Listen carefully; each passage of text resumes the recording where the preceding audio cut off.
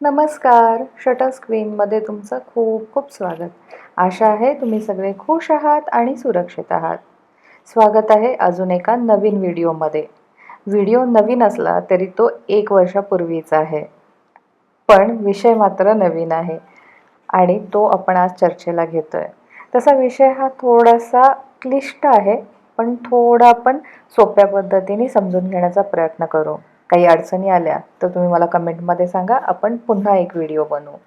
चला व्हिडिओकडे वळूया. आपल्या आयुष्यात आपण अनेक प्रकारच्या लोकांना भेटत असतो, त्यांच्याशी संवाद साधत असतो. जो व्यावसायिक असू शकतो, कौटुंबिक असू शकतो किंवा मैत्रीमधला संवादही असू शकतो. अशा कोणत्याही संवादाच्या वेळी कधी ना कधी आपण वादविवादांना सामोरे जातो.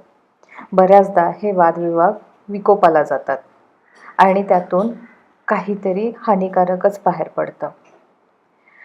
अशा प्रसंगामध्ये बऱ्याचदा लोक आपल्याला आरोपी ठरवत असतात. कारण नेहमी समोरच्याला असं वाटत असतं की मी खूप काही केलंय आणि समोरच्यानं काही केलेलं नाहीये.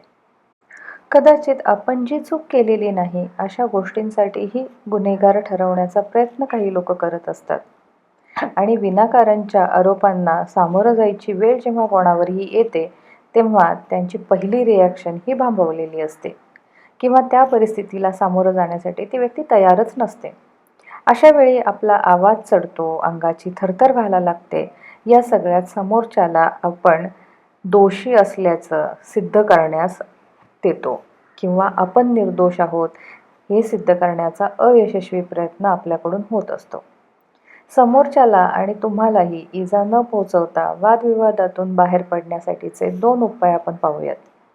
पहिली गोष्ट, शांत राहा. जे काही आरोप होत आहेत त्यांना शांतपणे स्वीकारा. म्हणजेच तुम्ही राग किंवा त्रागा करू नका. कारण जेव्हा तुम्ही रागाच्या भरात जे काही बोलता ते खूप जहरी असतं आणि असं जे काही जहरी बोलणं आहे ते समोरच्यासाठी तर घातक असतंच, पण ते आपल्यासाठीही तितकंच घातक असतं. फक्त बोलणंच नाही, पण त्या काळात होणाऱ्या प्रतिक्रिया किंवा शारीरिक हालचाली ह्यासुद्धा हानिकारक असतात.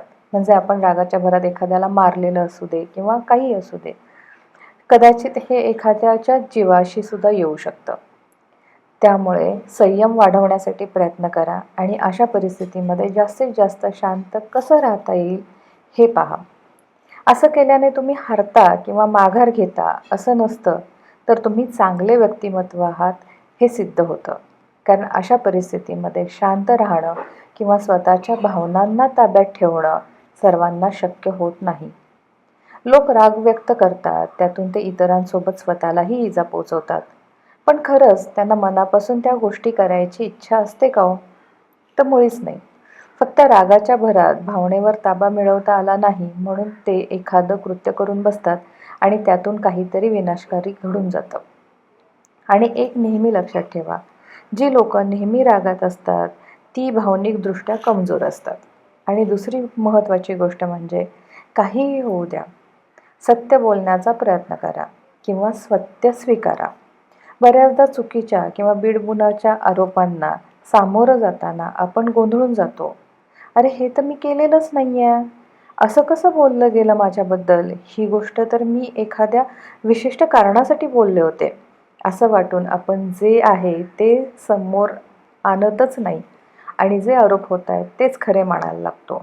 अशा वेळी आपली योग्य आणि खरी बाजू कुठेतरी मागे पडायला लागते. त्यामुळे आपण अशा परिस्थितीत शांत राहणे आणि आपल्याबरोबर असण्याच्या मुद्द्यावरती ठाम राहणे हेही तितकंच महत्त्वाचं असतं. हा अतिशय महत्त्वाचा मुद्दा आहे. बरं, यामध्ये तुमचा मुद्दा जर चुकीचा ठरत असेल, तर त्या ठिकाणी त्याला बरोबर करण्यासाठी खोट्याचा आधार तर अजिबातच घेऊ नका. सरळ सॉरी म्हणा आणि विषय संपवा. बऱ्याचदा यानेही मोठा फरक पडतो. त्यामुळं जे खरं आहे त्यावरती ठाम राहा.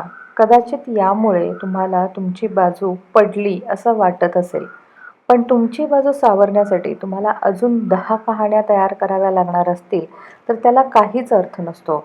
कारण परत जेव्हा तो मुद्दा निघेल त्यावेळेस त्या 10 कहाण्या तुम्हाला परत आठवाव्या लागतील आणि त्या तशाच्या तशा सांगाव्या लागतील. कारण तुम्ही जे काही बोललात हे जरी तुम्ही विसरलात तरी समोरचा व्यक्ती विसरत नसतो. आणि त्या आठवणीत ठेवाव्या लागताना जी काही कसरत करावी लागते ती एक वेगळाच विषय असतो. याच विषयावरती अजून आपल्याला बरंच काही बोलता येईल, पण ते जर तुम्हाला ऐकायचं असेल तर तसं मला कमेंट करून कळवावं लागेल. व्हिडिओ आवडला असेल तर लाईक करा, शेअर करा आणि हो, सबस्क्राईब करायला विसरू नका. हा व्हिडिओ पूर्ण बघितल्याबद्दल थँक यू सो मच.